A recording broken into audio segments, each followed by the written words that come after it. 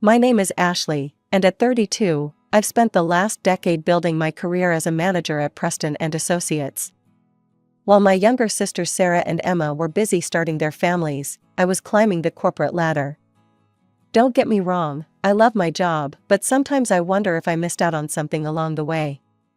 No husband, no kids, just me and my corner office with a view of the city. It was a regular Tuesday morning when my phone rang. Sarah's name flashed across the screen, and I answered while sorting through a stack of reports on my desk. "Hey Ash," Sarah's voice chirped through the speaker. At 26, my youngest sister had always been the bubbly one. "Got a minute?" "Sure, what's up?" I shuffled some papers aside, half listening as I reviewed quarterly numbers. "So, you know Mom's turning 60 in 2 months, right?" She paused for effect. "Well, we're planning something special, and we need everyone to chip in." That got my attention. "Okay, how much are we talking about?" When Sarah named the figure, I nearly choked on my coffee. It was more than I'd spent on my last vacation, which, come to think of it, was 3 years ago. "I know it's a lot," Sarah rushed to add, "but it's for Mom, you know?" No, it's fine," I said, already pulling up my banking app. "I'll transfer it right now." "Great. Oh, and one more thing, make sure you take a week off work for the celebration. Don't plan anything else for that time, okay?" The next few weeks flew by in a blur of meetings and deadlines. I'd occasionally wonder what my sisters were planning with all that money, but whenever I asked, they'd brush me off with vague responses. Eventually, work took over, and Mom's birthday slipped to the back of my mind. Then came the Saturday dinner. We all gathered at our parents' house, Mom and Dad, my sisters, Aunt Susan and her kids, my cousins Michael and Rachel. The familiar chaos of family dinner surrounded us, Dad telling his same old jokes, Mom fussing over everyone's plates, the usual stuff. That's when Sarah dropped her bomb. "So," she said, pushing her peas around her plate with calculated casualness, "we've finally got everything arranged for Mom's birthday. We're all going to spend a week at Mountain Pine Resort." The table erupted in excited chatter. Mom was beaming, Dad was already talking about hitting the slopes, and my sisters were discussing which ski runs they wanted to try. "Why didn't anyone tell me earlier?" I asked, feeling a bit left out. "I don't even have a ski suit, and there's barely any time to get one now." The table got quiet. Too quiet. Mom cleared her throat, and I felt my stomach drop before she even opened her mouth. "Actually, honey," she said, with that tone she used when she was about to ask for a favor she knew I couldn't refuse, "we were hoping you could do us all a huge favor and watch the kids while we're there." I stared at my family gathered around the dinner table, waiting for someone to laugh, to say it was all a joke. But the silence stretched on, broken only by the soft clink of silverware against plates. "You want me to watch the kids?" I finally managed to say. "All 5 of them?" My mind started counting them off automatically, Emma's toddler Jason, Sarah's baby girl Lucy, cousin Michael's twins Tom and Anna, and Rachel's son Pete. 5 kids under the age of 7. "Well, you're so good with them," Mom said, as if that explained everything. "They love their Aunt Ashley." I looked around the table again, still hoping to see a hint of humor in someone's eyes. There was none. Just expectant faces waiting for my usual yes. "But, that's not fair," I heard myself say, my voice sounding strange to my own ears. "I want to celebrate with everyone too. It's Mom's birthday." Emma, my 28-year-old sister, put down her fork with a sigh. "Come on, Ashley. You'll be bored there anyway. It's going to be noisy and crowded." "Bored?" I repeated. "How would you know if I'd be bored?" "Well," she continued, exchanging glances with Sarah, "you're great with the kids. They adore you. And let's be honest, it's not like you need a break from family life." I felt my chest tighten. "What's that supposed to mean?" Sarah jumped in, her voice carrying that condescending tone she'd perfected over the years. "She just means that you don't have children or a husband to get away from. The rest of us, we need this break. You understand, right?" The green beans on my plate blurred as I blinked back tears. I wouldn't give them the satisfaction of seeing me cry. Instead, I quietly pushed back my chair and stood up. "Ashley?" Mom's voice held a note of concern, but not enough to actually stop me. Without a word, I grabbed my purse from the counter and headed for the door. Nobody moved to stop me. Nobody called out. The only sound that followed me was Mom's voice, drifting from the dining room. "Don't worry, she'll be a little offended at first, but she'll come around. She always does." As I walked to my car, their voices faded behind me, already moving on to discussing ski slopes and winter gear. The evening air was crisp against my face, helping to clear my head. 10 years of putting everyone else first, of being the responsible one, the reliable one, and this is what I got in return. The worst part wasn't even the babysitting request, it was the casualness with which they'd assumed I'd agree. The way they'd planned this whole thing without me, using my money, my time, my vacation days, without even asking. As if I was just a resource to be used, not a member of the family to be included. I spent half the night pacing around my apartment, replaying every family dinner, every holiday, every moment when I'd dropped everything to help someone else. The memories came flooding back, each one taking on a new, darker meaning in light of tonight's events. There I was at 16, making dinner while Mom helped Emma with her homework. Me at 18, turning down a spring break trip with friends to watch Sarah while our parents took a weekend getaway. At 21, working 2 jobs during college to help pay for Emma's prom dress. The images kept coming, year after year, sacrifice after sacrifice. "Ashley, can you watch Jason for a few hours?" Emma's voice echoed in my head. "I really need a break." "Ashley, would you mind taking the twins for the weekend?" Michael's familiar request played back like a broken record. "Rachel's overwhelmed with Pete, and you're so good with kids." I'd always said yes. Always. Even when I had important meetings the next day, even when I was exhausted from my own work week. I'd taken pride in being the reliable one, the responsible sister, the perfect daughter. I collapsed onto my couch, the leather cool against my skin. The photo albums on my coffee table caught my eye, family vacations where I was always the one behind the camera, holiday gatherings where I was always in the kitchen while everyone else laughed in the living room. When was the last time someone had asked me what I wanted? "It's not like you need a break from family life." Sarah's words kept echoing in my head. As if my life, my career, my choices were somehow less valid because I wasn't married with children. As if all my sacrifices meant nothing because they didn't fit their definition of what mattered. Sleep didn't come easily that night. I tossed and turned, remembering how I'd worked through college on a scholarship, determined not to burden my parents financially. How I'd started my career immediately after graduation, helping to put both my sisters through school. All those late nights at the office, climbing the corporate ladder, sending chunks of my salary home to help with family expenses. By morning, I'd made up my mind. I wasn't a confrontational person, never had been. There had to be a way to resolve this peacefully, to make them understand without causing a family rift. So I did what I'd always done when there was a problem, I tried to fix it. I waited until a reasonable hour on Sunday morning before picking up my phone. Mom answered on the 3rd ring. "Hi, Mom," I said, keeping my voice steady. "I've been thinking about the resort trip. Actually, I have a solution. I'll pay for a professional babysitter for all 5 kids. That way, everyone can enjoy the celebration together." The silence on the other end of the line stretched for a moment too long. "That won't work, Ashley," Mom finally said, her voice tight. "We can't trust some stranger with the children. They're used to you."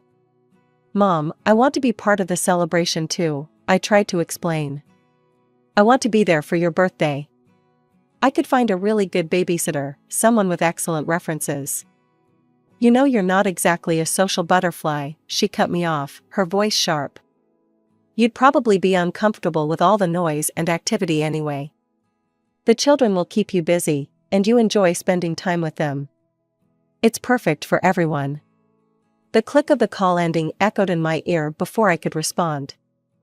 I sat there, phone still pressed to my ear, as my mother's words sank in. She hadn't even bothered to say goodbye. I was still staring at my phone, processing my mother's abrupt hang-up, when it buzzed again. Sarah's name flashed across the screen. "How dare you," she hissed, before I could even say hello. "Mom just told me about your little suggestion about hiring a babysitter. Are you trying to ruin everything?" I sat up straighter, my sister's hostile tone catching me off guard. "Ruin everything? I'm trying to find a solution that works for everyone." "We already have a solution." Sarah's voice rose. "Everything's planned, Ashley. Everything. And now you're being completely selfish, trying to change all our arrangements at the last minute." The accusation hit me like a slap. "I'm being selfish?" "Yes, you are. We've been planning this for weeks. Everyone's excited. The resort is booked, the activities are scheduled, and now you want to throw a wrench in everything because you can't just do this one thing for the family?" My hand started shaking. "One thing? Are you serious?" "You know what? If you ruin this trip for everyone, if you spoil Mom's birthday celebration, don't bother talking to me again." "I mean it, Ashley." The line went dead. I sat there, stunned by my baby sister's threat, when my phone buzzed with incoming messages. This time from Emma. "Family needs to stick together," her first text read. "We all help each other out." Another message popped up. "Remember when I watered your flowers last year while you were at that conference?" And another, "You're good with the kids. They love you. Why can't you just forget about being resentful and think about what's best for the family?" My fingers flew across the keyboard as I replied, "A real family doesn't take advantage of each other. A real family respects each other's wishes and includes everyone in their plans. A real family doesn't manipulate and guilt-trip each other." I watched the three dots appear and disappear several times, but no response came. That's when it hit me. The way they'd asked for money without explaining what it was for. The careful way they'd told me to take time off work without mentioning the resort. The casual way they'd announced their plans at dinner, as if everything was already set in stone. They'd planned this all along. While I was working late nights, while I was babysitting their kids, while I was being the perfect daughter and sister, they were secretly arranging this trip. They'd used my money, arranged my schedule, and planned to dump 5 children on me without so much as a conversation. And now that I wasn't playing along with their script, they were trying every manipulation tactic they could think of, guilt, threats, emotional blackmail, to force me back into the box they'd created for me. Something strange happens when you finally see through the fog of manipulation. Suddenly, everything becomes crystal clear. I felt lighter than I had in years. The guilt that had been weighing me down was replaced by something else, determination. I opened my laptop and started searching. Within an hour, I had booked a beachfront hotel in Florida. Nothing too fancy, but it had a balcony overlooking the ocean and was within walking distance to everything I might need. I even splurged on a first-class plane ticket. After all, I had plenty of money since I wouldn't be skiing. The next few days at work were surprisingly peaceful. My family had stopped calling and texting. They probably thought I was home preparing for a week of childcare, maybe buying extra snacks and planning activities. The thought made me smile as I packed my beach clothes and new swimsuit. Taking a tropical vacation in the middle of winter, my colleague Janet asked when she saw me checking the Florida weather forecast. "Sometimes you need to do something unexpected," I replied, surprised by how good it felt to say those words out loud. The morning of my flight, I took one last look around my apartment. I'd cleaned everything meticulously, force of habit, I suppose. The empty fridge, the properly locked windows, everything in perfect order. Just like always, except this time, I wouldn't be here to answer any desperate phone calls for babysitting. As the plane took off, I switched off my phone and tucked it into my bag. No social media, no email, no family drama. Just me, the beach, and a whole week of freedom. The Florida air hit me like a warm embrace when I stepped out of the airport. Palm trees swayed in the breeze, and I could smell the salt from the ocean even from here. My hotel room was even better than the pictures. The balcony offered a perfect view of the endless blue horizon, and I could hear the waves crashing against the shore. That first afternoon, I walked barefoot on the beach, letting the warm sand squeeze between my toes. When was the last time I'd done something like this? When was the last time I'd done anything just for me? I swam in the hotel pool, read a book without interruption, and had dinner at a quiet beachside restaurant where no one needed me to cut their food or clean up their spills. I watched the sunset from my balcony, sipping a glass of wine, without a single thought about bedtime routines or morning schedules. My last morning in Florida, I savored my final moments of peace. I knew I'd have to turn my phone back on eventually, face whatever chaos I'd left behind.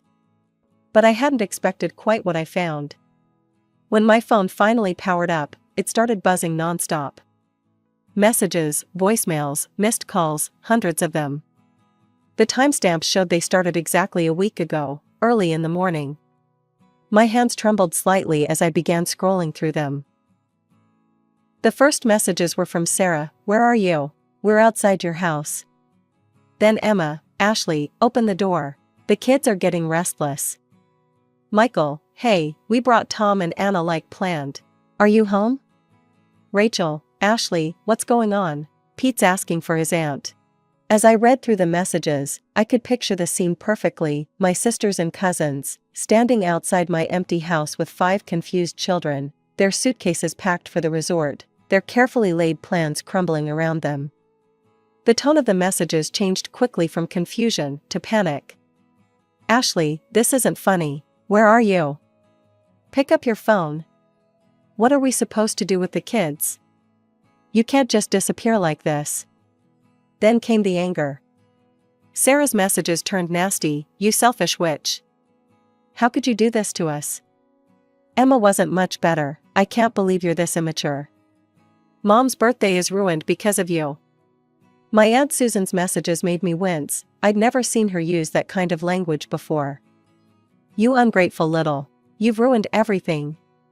These children were counting on you." Mom's messages started later in the day. "I'm so disappointed in you, Ashley. I never thought you'd be this selfish. After everything we've done for you." Dad, who rarely texted, had sent just one message: "Your mother is crying. I hope you're happy with yourself." The voicemails were worse. I could hear the anger, the disappointment, the accusations in their voices. Messages from extended family members I hadn't talked to in months suddenly appeared, all of them condemning my behavior. "You've always been so reliable. How could you do this to your own family? Those poor children. You've ruined everything." I sat there in my peaceful hotel room, reading message after message, learning exactly what my family thought of me when I finally stopped being their convenient solution. The words they used, the names they called me, the assumptions they made about my character, it was like meeting a whole new family, one that had been hiding behind fake smiles and casual requests for favors. Without responding to any of them, I packed my bags and headed to the airport. It was time to go home, but I wasn't the same Ashley who had left a week ago. That Ashley might have apologized, might have felt guilty, might have tried to make it up to everyone. But that Ashley was gone. I had just finished unpacking my beach clothes when I heard the aggressive pounding on my front door. Before I could even reach it, I heard a key turning in the lock, the emergency key I'd given my mother years ago, just in case. They burst in like an angry storm, Mom leading the charge, Emma and Sarah flanking her sides, all of them red-faced and wild-eyed. The peaceful feeling I'd cultivated in Florida evaporated instantly. "Do you have any idea what you've done?" Sarah screamed, stepping forward. "You ruined everything. Everything."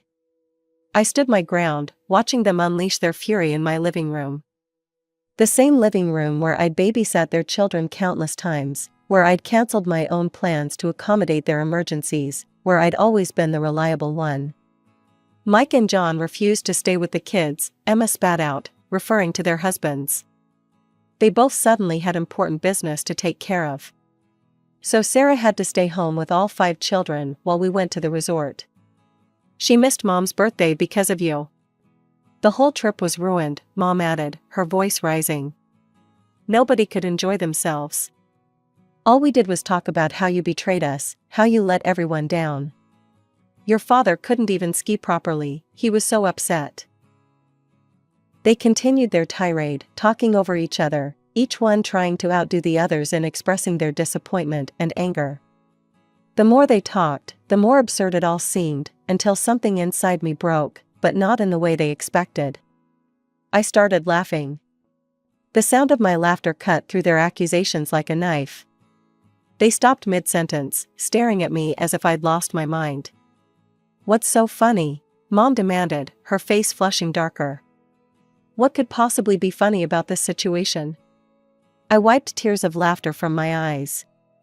"Don't you see how ridiculous this is? Do you really not understand how absurd you all sound right now?" "Absurd?" Emma sputtered. "What's absurd about?" "You secretly planned this entire trip," I interrupted, my laughter fading but my voice steady.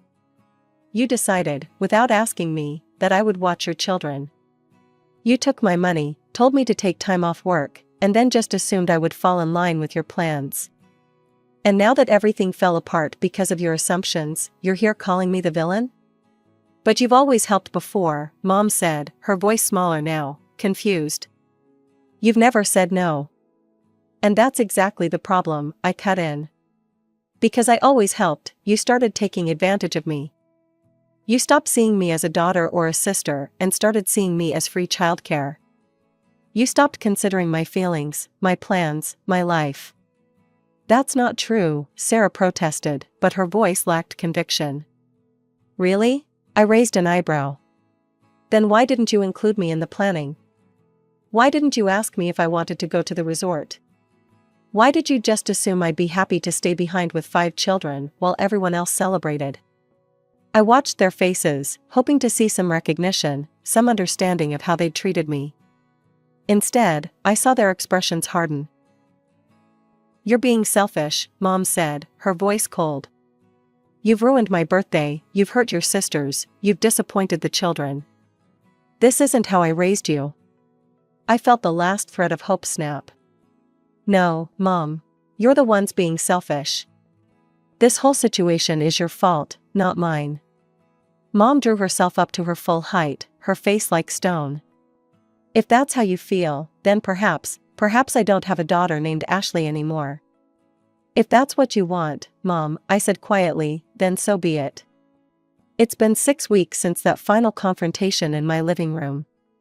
6 weeks of silence, broken only by the occasional notification when one of my family members makes another thinly veiled post on social media.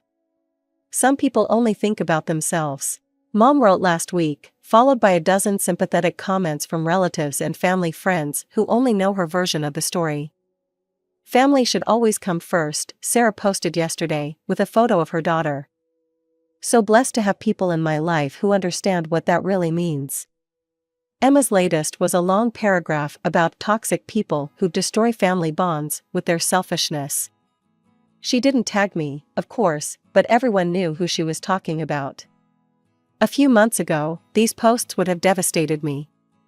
I would have spent hours crafting responses in my head, losing sleep over their words, wondering if maybe they were right. But now? I just scroll past them, sometimes with a small smile at how predictable they've become. I've changed my routine. Instead of spending my weekends on standby for emergency babysitting calls, I've joined a local book club. The first meeting felt strange, sitting in a coffee shop on a Saturday morning, knowing my phone wouldn't ring with a desperate plea from one of my sisters. Last week, I booked another vacation, a trip to Europe in the spring. I didn't have to check with anyone's schedule or make sure it wouldn't conflict with someone else's needs. I just saw a good deal and took it. Sometimes, in quiet moments, I think about my nieces and nephews. I miss them, but not the way they were used as weapons against me. I hope that someday, when they're older, they'll understand. Maybe they'll even recognize the same patterns in their own lives and choose differently. I still have the emergency key Mom used that last day. I should probably mail it back, but something stops me each time I think about it. Maybe part of me hopes that one day, they'll understand. That they'll see how their actions and expectations were unfair, how they took advantage of my love for them. That they'll realize family doesn't mean sacrificing yourself to meet everyone else's needs. But I'm not waiting for that day anymore. I'm not putting my life on hold hoping for their approval or understanding. For the first time in my life, I'm putting myself first, and it feels right. Yesterday, I deleted the family group chat from my phone. I didn't make an announcement about it or try to explain myself. I just quietly removed myself from one more obligation, one more source of stress. Some might call this selfishness. My family certainly does. But I've learned that there's a difference between being selfish and having self-respect. Sometimes, the healthiest thing you can do is step away from people who can't see your worth beyond what you can do for them.